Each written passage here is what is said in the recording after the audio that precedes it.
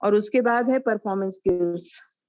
तो performance skills में कैसे उनको परफॉर्म करना है खिलाड़ियों को, उसके लिए क्या क्या स्किल्स जरूरी हैं वो है। तो ये 3 लेवल है, बेसिक, प्रेपरेटरी और परफॉर्मेंस स्किल्स। और ये लेवल 1, लेवल 2, लेवल 3। अब बेसिक स्किल्स में आते हैं पीपल स्किल्स, कि कैसे लोगों से इंटरेक्ट करना है, कम्युनिकेशन, गोल्स एंड कमिटमेंट, क्योंकि खिलाड़ी का अगर गोल नहीं होगा तो वो आगे परफॉर्मेंस उनका अच्छा नहीं होगा। तो गोल्स एंड कमिटमेंट है, मोटिवेशन होना चाहिए खिलाड़ी के अंदर और एटीट्यूड उसका पॉजिटिव होना चाहिए। तो ये बेसिक स्किल्स हैं। अगर ये बेसिक चीजें नहीं है खिलाड़ी के अंदर तो वो आगे और नहीं बढ़ सकता है। उसके बाद है मेंटल इमेजरी और सेल्फ टॉक। ये दोनों चीजें बहुत इंपॉर्टेंट है, क्योंकि जब खिलाड़ी अच्छा परफॉर्म कर लिए माइंड को कैसे प्रिपेयर करे, वो मेंटल इमेजरी के थ्रू प्रिपेयर करता है और अपनी थिंकिंग को पॉजिटिव बनाता है सेल्फ टॉक के द्वारा। तो उसकी थिंकिंग, थॉट्स जो हैं वो पॉजिटिव होने चाहिए और अपने आप को वो स्किल्स की मेंटल प्रैक्टिस कर पाए। तो ये दोनों चीजें सिखाते हैं सेकेंड लेवल पे। और थर्ड लेवल पे जब वो परफॉर्म करता है उस समय उसको कंसंट्रेशन की जरूरत है, एंजाइटी को कंट्रोल करने की जरूरत है और अपने इमोशंस को मैनेज करने की जरूरत है। तो ये सारे 3 स्किल्स जो हैं ये परफॉर्मेंस स्किल्स में आते हैं। समझ में आया ये बात? हेलो, समझ में आई? Okay okay.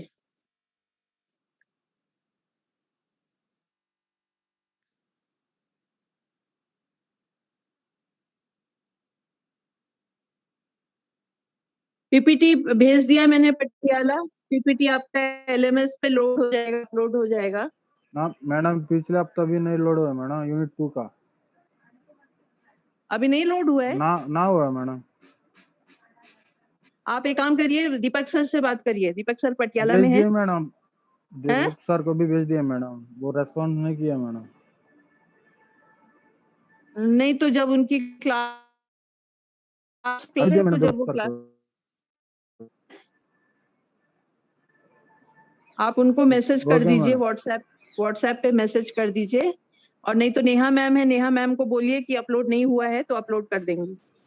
मैम डाल देंगे सर, अभी डाल देंगे मैम। हाँ डाल देंगे, वो सारे सारे अपलोड होंगे, आप चिंता मत करो। You will get all the PPTs, upload कर देंगे।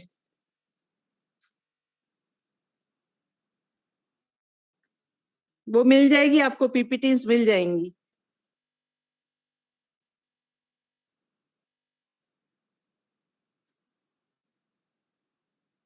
नहीं तो आप लोग व्हाट्सएप पे शेयर कर लीजिए, you can share it from WhatsApp. Sher Bahadur ji के पास है, उनसे आप ले लीजिए, नरेंद्र के पास है, उनसे ले लीजिए।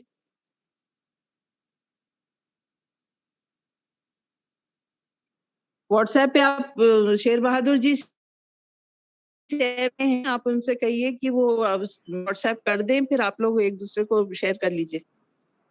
वैसे आपको एलएमएस पे मिल जाएगा, एलएमएस पे अपलोड करेंगे ये लोग सब। मैंने उनको दीपक सर को मैंने लिख दिया था कि वो सारे पीपीटीज अपलोड कर दें। अपलोड तो किया, लेकिन हाँ। वो 15 पीपीटी अपलोड हो गया मैडम। पूरा 100 का है पीपीटी नंबर, पूरा 100 है मैडम, 100 नंबर का है, लेकिन 15 का अपलोड हुआ है मैडम, बाकी एम्प्टी दिखा रहा है। बाकी नहीं अपलोड हुआ है। अपलोड नहीं हुआ मैडम, आपको भी मैं स्क्रीनशॉट लेके आपको भेज दिया। हाँ आपने बोला था सर को बोल दो, एक बार बोला था मैडम, मैंने बोल दिया, फिर भी सर ने रेस्पॉन्स नहीं किया मैडम। अच्छा, मैं फिर बात कर लूंगी सर से, मैं उनको बोलूंगी कि अपलोड कर दें। ठीक है। Okay madam. हाँ, नहीं तो आप लोग आपस में ले लीजिए ना, शेर बहादुर जी जो शेयर कर रहे हैं अभी, वो हमारे उनके ग्रुप में नहीं मैडम, वो दूसरा ग्रुप में है ना। शेर बहादुर जी आप प्लीज शेयर कर लीजिए दूसरे ग्रुप्स में भी। किसी एक को भी अगर दूसरे ग्रुप में भेज दीजिए तो वो लोग आपस में शेयर कर लेंगे। व्हाट्सएप पे भेज दीजिए, दे विल शेयर। और कोई क्वेश्चन है किसी को? Any other doubt? You want to discuss something?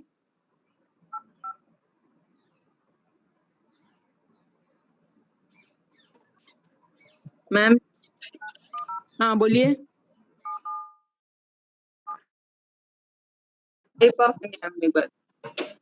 Type of अभी तो बताया मैंने, आप लोग सुनते नहीं। इंटरनल मैम इमेजरी, उस समय मेरा नेटवर्क नहीं था सही में। अभी मैंने आपको बताया इंटरनल इमेजरी होती है जब आप अपनी बॉडी से इमेजिन करें कि आप खेल रहे हैं। मान लीजिए आप कोई टेक्निक कर रहे हैं और आप माइंड में उस टेक्निक की प्रैक्टिस करते हैं, तो उसको इंटरनल इमेजरी बोलते हैं कि अब आप अपने माइंड में उस टेक्निक को कर रहे हैं। तो आप अपनी बॉडी से परफॉर्म कर रहे हैं, लेकिन माइंड में उसके बारे में उसको देख रहे हैं, उसकी पिक्चर देख रहे हैं कि हम कैसे परफॉर्म कर रहे हैं। तो आपकी फील्ड में जो आपके बॉडी के मसल्स जैसे चलेंगे, आपकी स्पीड क्या होगी, आप कैसे कर रहे हैं, आपकी टेक्निक क्या है, वो सारी चीज आप माइंड में प्रैक्टिस करते हैं। वो इंटरनल इमेजरी होती है। और एक्सटर्नल इमेजरी में आप अपनी बॉडी के बाहर से अपने आप को ऑब्जर्व करते हैं। तो आपको जैसे कि सामने आपको इमेजिन करना है कि आपके सामने एक बड़ा सा टीवी स्क्रीन लगा है और आप उसमें अपने आप को देख रहे हैं परफॉर्म करते हुए। तो आप बाहर बैठे हैं, मतलब स्क्रीन के सामने बैठे हैं और स्क्रीन पे अपने आप को देख रहे हैं। तो वो एक्सटर्नल इमेजरी होती है कि आप बाहर से अपने आप को ऑब्जर्व कर रहे हैं। Okay ma'am, thank you. Okay.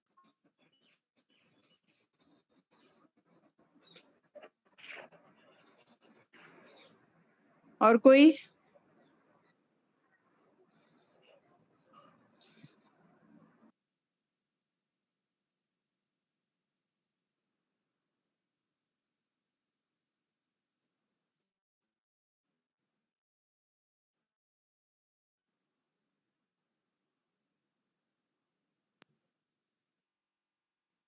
और किसी को कोई प्रश्न पूछना है?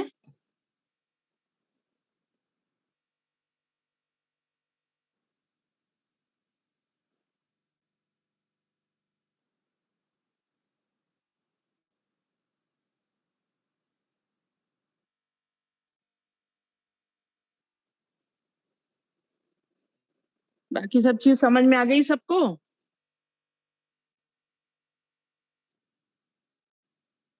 तो what do we do now? अगर और कोई क्वेश्चन आपके पास नहीं है तो फिर मैम, सक्सेसफुल एथलीट कंपटीशन के दौरान वो अपनी इमेजरी को किस प्रकार यूज करता है मैम, वो बताओगे? कहाँ क्या पे? यूज करता है कहाँ पे? इमेजरी को मैम कंपटीशन के दौरान? हाँ, कंपटीशन के ड्यूरिंग कंपटीशन मैम। कंपटीशन के ड्यूरिंग नहीं, कंपटीशन से पहले। कंपटीशन जब शुरू होने वाला है उससे पहले खिलाड़ी जो है वो इमेजिन करता है कि वो कंपटीशन में पार्ट ले रहा है, खेल रहा है और कैसे उसको परफॉर्म करना है। वो सारी चीजें वो अपने माइंड में देख रहा है। जैसे मान लीजिए कोई स्प्रिंटर है, तो स्प्रिंटर अपने आप को विजुअलाइज करेगा कि वो अब उसका इवेंट होने वाला है, सब के नाम अनाउंस हो गए हैं, लेन्स अनाउंस हो गए हैं और सब स्टार्टिंग ब्लॉक पे खड़े हैं सारे रनर्स, एथलीट्स। और फिर ब्लॉक स्टार्ट पे वो ऑन योर मार्क पोजीशन में खड़े हैं, फिर सेट, और उसके बाद वो गन की आवाज सुनते हैं, गन शॉट की, और दौड़ रहे हैं और दौड़ के अपनी अच्छी स्पीड से दौड़ रहे हैं, लीड कर रहे हैं और फिनिशिंग लाइन पहुंच गए हैं। तो ये पूरी चीज उनको विजुअलाइज करनी है। और जब आप इमेजरी करते हैं तो आप ये विजुअलाइज करते हैं कि आप अपना बेस्ट परफॉर्म कर रहे हैं, पूरी स्पीड आपकी बहुत अच्छी है, आपका स्टार्ट बहुत अच्छा हुआ है और फिनिश बहुत अच्छा हुआ है और आप जीत गए हैं। तो इस तरह की इमेजेस, पॉजिटिव इमेजेस विजुअलाइज करनी होती है। उसी तरह से कोई थ्रोअर है तो थ्रोअर अपना विजुअलाइज करेगा कि वो कैसे थ्रो कर रहा है। मान लीजिए डिस्कस थ्रोअर है तो उसने कैसे अपनी टेक्निक लगा के और डिस्कस को थ्रो किया और डिस्कस कहाँ पे जाके गिरा और उसका परफॉर्मेंस बहुत अच्छा हुआ और बहुत अच्छा डिस्टेंस अपना थ्रो किया। तो इस तरह की चीजें, पॉजिटिव इमेजेस को विजुअलाइज कर सकता है खिलाड़ी। तो ये कंपटीशन शुरू होने के पहले करता है। जब कंपटीशन शुरू हो जाएगा उस समय तो आपको बॉडी से परफॉर्म करना है, वहां पे तो माइंड में विजुअलाइज नहीं करना है। वहां माइंड बॉडी इकट्ठे मिलके परफॉर्म करते हैं। तो वहां पे विजुअलाइजेशन कंपटीशन शुरू होने के बाद नहीं होता, पहले कंपटीशन शुरू होने के पहले आप इमेजरी करते हैं कंपटीशन की, उससे आपका माइंड तैयार हो जाता है कंपटीशन के लिए। समझ में आया? Is it clear?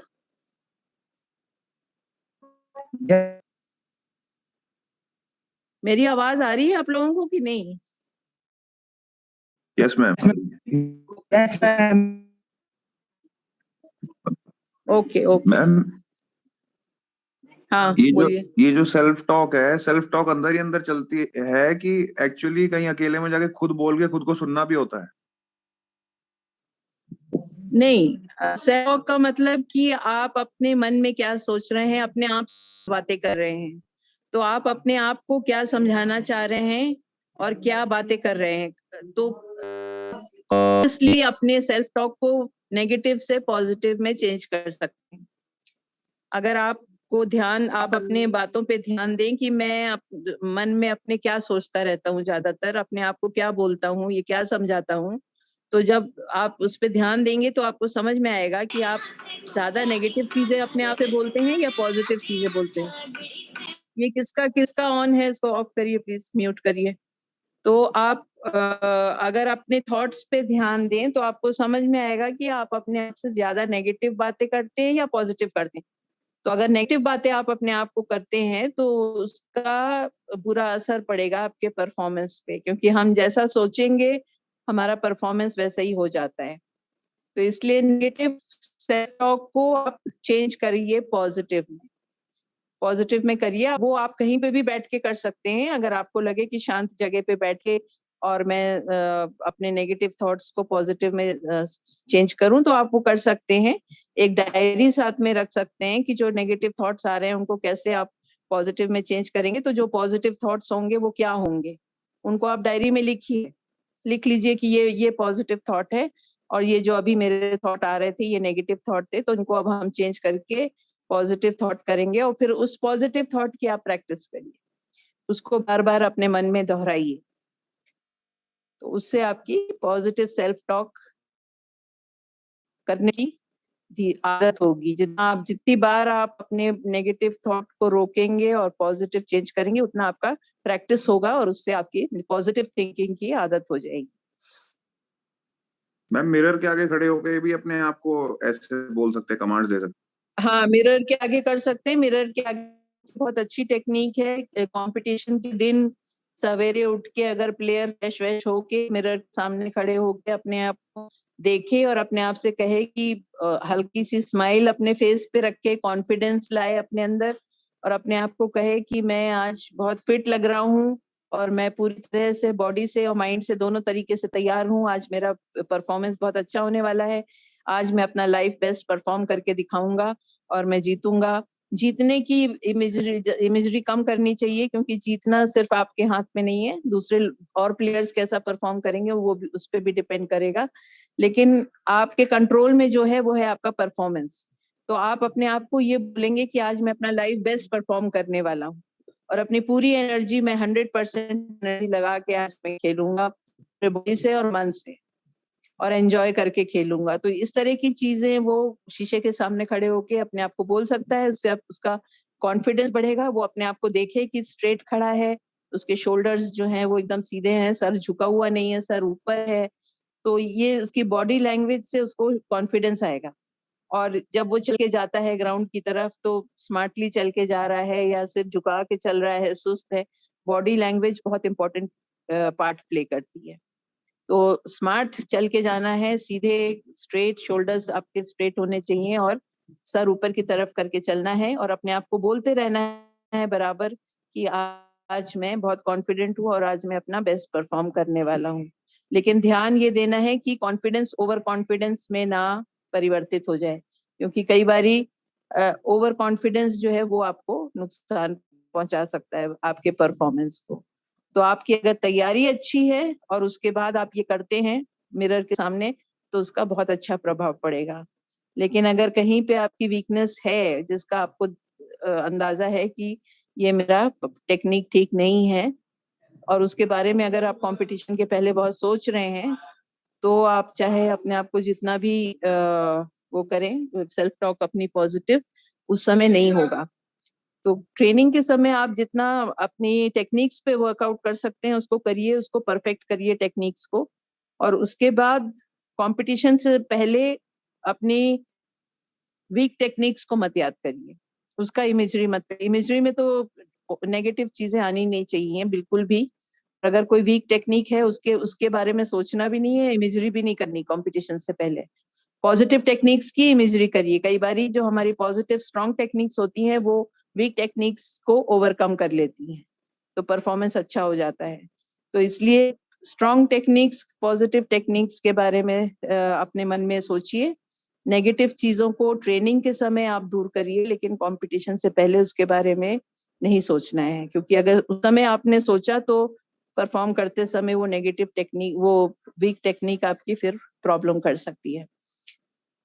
तो इमेजरी के लिए ये रूल है कि पॉजिटिव इमेजेस होनी चाहिए, और दूसरा है कि जितने सेंसेस को आप इन्वॉल्व कर सकें, आपकी जो कर्मेंद्रियां हैं उनको अगर आप इन्वॉल्व कर सकते हैं सारी, तो वो इमेजरी ज्यादा अच्छी होती है। जैसे कि आप विजुअलाइज कर रहे हैं, आप आंखों से देख रहे हैं अपने आप को परफॉर्म करते हुए, कानों से आपको क्या क्या आवाजें सुनाई दे रही हैं, दर्शक हैं वो लोग आवाज कर रहे हैं, शोर मचा रहे हैं, आपको चीयर अप कर रहे हैं। तो जो भी आवाजें आपको कंपटीशन के समय सुनाई देती हैं उसको आप इमेजरी में उसकी प्रैक्टिस, उसको भी सुन सकते हैं। फिर आपका ये हो गया वो। फिर थर्ड है आपका काइनेस्थेटिक सेंस, कि बॉडी से आपके जो मूवमेंट्स हो रहे हैं, अगर आप रनिंग कर रहे हैं या थ्रोइंग कर रहे हैं या जंप्स कर रहे हैं, बॉडी के मूवमेंट्स को फील कर रहे हैं आप, तो वो काइनेस्थेटिक सेंस हो गया। टैक्टाइल हो गया, आप टच कर रहे हैं, अगर आपका इक्विपमेंट है, मान लीजिए कोई आर्चर है या थ्रोअर है तो अपने इक्विपमेंट को उसने हाथ में पकड़ा हुआ है, तो उसकी फीलिंग को वो इमेजरी में लाए कि कैसा फील कर रहा है उसको पकड़ के। उसके बाद है स्मेल का टच, स्मेल का एहसास, कि उस समय आपको स्मेल क्या आ रही है। तो इमेजरी में आप स्मेल भी डाल सकते हैं कि आपको हो सकता है कि धूल की स्मेल आ रही हो स्टेडियम में, या आपको अपने बॉडी की, अपने पसीने की स्मेल आ रही है। तो जो भी स्मेल्स आपको आती हैं उनको भी आप कैच करने की कोशिश करिए। कहने का मतलब है कि आपकी जो इमेजरी है उसमें आप जितना डिटेल्स कर सकते हैं कर्मेंद्रियों के द्वारा, तो उतना डिटेल इन्वॉल्व करिए, तो उससे इमेजरी और ज्यादा इफेक्ट हो जाती है। तो कॉम्पिटिशन की सिचुएशन को अगर आप कैच करें इमेजरी में, तो उससे इमेजरी ज्यादा इफेक्टिव होगी और आपकी मेंटल तैयारी भी अच्छी होगी, क्योंकि आप उस एनवायरनमेंट को पूरा आपने पहले ही विजुअलाइज कर लिया है। तो जब आप खेलने जाएंगे, उतरेंगे ग्राउंड में, तो वो आपको नई चीज नहीं लगेगी और डर आपका कम हो जाएगा, क्योंकि आपने माइंड में उसकी प्रैक्टिस की हुई है।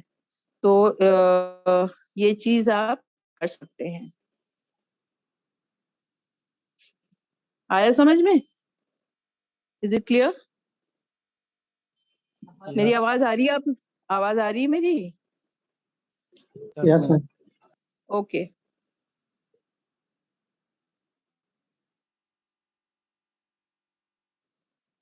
Imagery is a very very powerful technique. इसका बहुत ज्यादा यूज करना चाहिए स्पोर्ट्स में, और आप अपने बच्चों को ट्रेन करिए शुरू से कि वो इमेजरी की आदत डालिए उनकी, और छोटे छोटे इमेजेस से शुरू करिए। जैसे कि वो आंखें बंद करके विजुअलाइज करें कि उनकी जो उन्होंने जर्सी डाली हुई है वो किस कलर की जर्सी है, किस मटेरियल की बनी हुई है और उनको पहन के कैसा लग रहा है, या उन्होंने अपने शूज जो पहने हैं वो शूज किस कलर के हैं और किस मटेरियल के बने हैं, शूज पहन के उनको कैसा फील हो रहा है, सॉक्स का कलर क्या है। पहले छोटी छोटी चीजों से आप इमेजरी शुरू करिए बच्चों के साथ। जब उनको इमेजेस, आंख बंद करके इमेज की आदत हो जाएगी, तब आप परफॉर्मेंस की इमेजरी और डिफिकल्ट इमेजरी आप उनको करा सकते हैं बाद।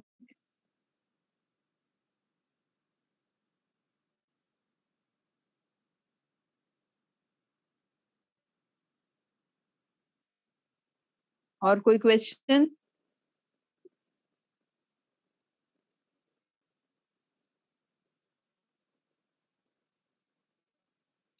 ये ऑटोजेनिक ट्रेनिंग, पीएमआर, ये सब आप लोग प्रैक्टिस करिए। आपको स्टेप्स बता दिए गए हैं। रात को सोने के पहले बेड पे लेट के आप लोग सब लोग इनको करिए, एक्सरसाइजेस को खुद करिए, अपने ऊपर करके देखिए कि कैसा रिलैक्स होता है बॉडी और माइंड। तो आप एक दिन आप पीएमआर कर सकते हैं या एक हफ्ते पीएमआर करिए, दूसरे हफ्ते आप ऑटोजेनिक ट्रेनिंग करिए। तो ये सारी एक्सरसाइजेस की प्रैक्टिस करिए। उसी तरह से इमेजरी की प्रैक्टिस करिए। अगर आपको इमेजरी करना हो तो आप इमेजरी में क्या क्या चीजें देखेंगे और कैसे इमेजरी की प्रैक्टिस करेंगे। Do it on your self. बहुत इंटरेस्टिंग है ये चीजें, और आप जितना करेंगे उतना आपका इंटरेस्ट और बढ़ेगा साइकोलॉजी में, क्योंकि ये सारी चीजें बहुत इनका पॉजिटिव असर पड़ता है परफॉर्मेंस पे। So whatever has been told today सारा प्रैक्टिकल चीज है, इसमें थ्योरी कम है, ज्यादातर प्रैक्टिकल है। तो प्रैक्टिकल जब तक आप अपने ऊपर नहीं करेंगे आपको उसकी अहमियत नहीं समझ में आएगी। So I would suggest that you practice this in your mind.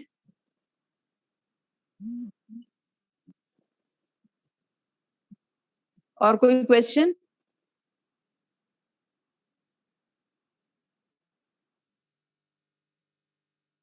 Any other question? Ma'am इनमें से एक टेक्निक कुछ हिप्नोसिस पे थी ना? इस पे हिप्नोसिस पे। हिप्नोसिस जो है, ऑटोजेनिक ट्रेनिंग को हम सेमी हिप्नोसिस या ऑटो हिप्नोसिस भी बोलते हैं।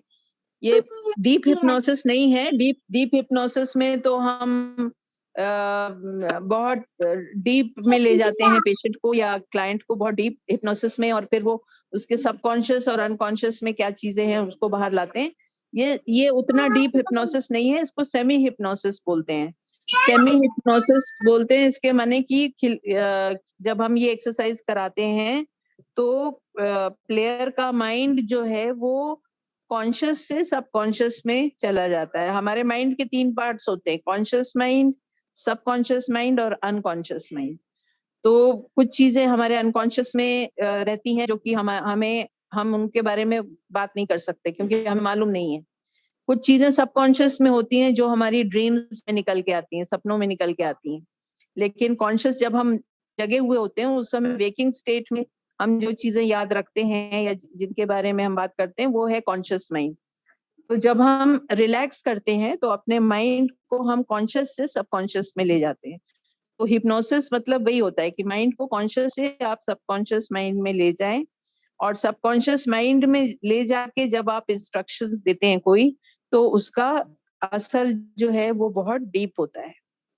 तो और सबकॉन्शियस माइंड जो है वो जो सही चीज है और जो सही नहीं है उसके बीच में वो डिफरेंशिएट नहीं कर पाता है। तो इस समय आप सबकॉन्शियस में अगर माइंड को ले जाएंगे और कहेंगे कि मेरा हाथ गर्म हो रहा है, तो सबकॉन्शियस माइंड उसको अपना लेगा, वो फॉलो करेगा और आपका हाथ गर्म फील होगा। तो इसलिए इसको सेमी हिप्नोसिस बोलते हैं। अगर आप कॉन्शियस रहेंगे, जगे हुए हैं और आप बैठे बैठे आप कह रहे हैं कि मेरा हाथ गर्म हो रहा है, तो ऐसे नहीं होगा गर्म। लेकिन जब आप रिलैक्स करते हैं स्टेप बाय स्टेप, तो हम कॉन्शियस माइंड को सबकॉन्शियस माइंड में ले जाते हैं और जो इंस्ट्रक्शंस दिए जाते हैं समय वो हूबहू आपकी बॉडी फॉलो करने लगती है। तो इसलिए इसको ऑटो हिप्नोसिस या सेमी हिप्नोसिस कहा जाता है, ऑटोजेनिक ट्रेनिंग को।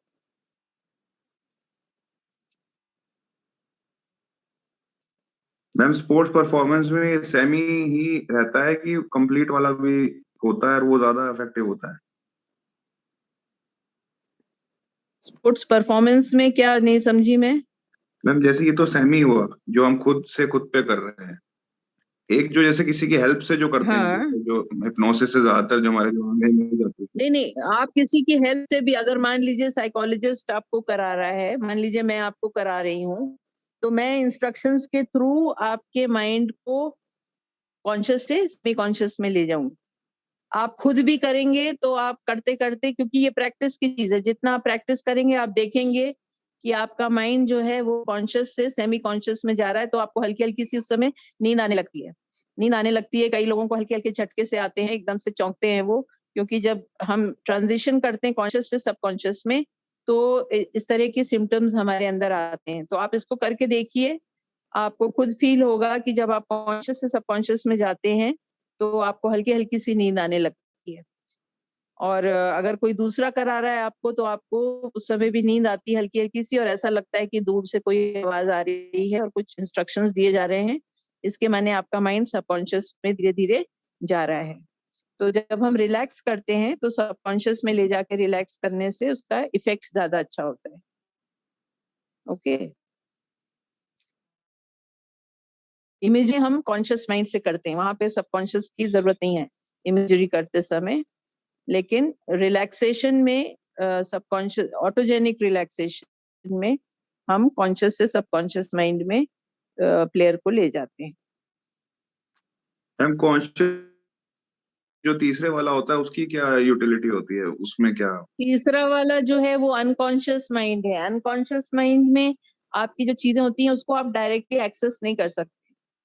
अनकॉन्शियस माइंड में जो आपके जो भी मेमोरीज हैं या जो भी चीजें हैं, जनरली क्या होता है कि छुटपन में अगर आपके बचपन में कोई ट्रॉमेटिक एक्सपीरियंस हुआ है और जिसको कि आप जो आपके लिए एक ट्रॉमा बन गया है, तो उसको आप अगर हमेशा याद करते रहेंगे तो आपका सारा जीवन जो है वो उससे अफेक्टेड हो जाएगा। तो कुछ मेमोरीज हमारी जो बहुत स्ट्रांग और ट्रॉमेटिक मेमोरीज हैं वो सबकॉन्शियस में चली जाती हैं, तो अनकॉन्शियस में, तो अनकॉन्शियस में स्टोर्ड रहती हैं। लेकिन आप से अगर पूछा जाए तो आप उसके बारे में बता नहीं सकते, क्योंकि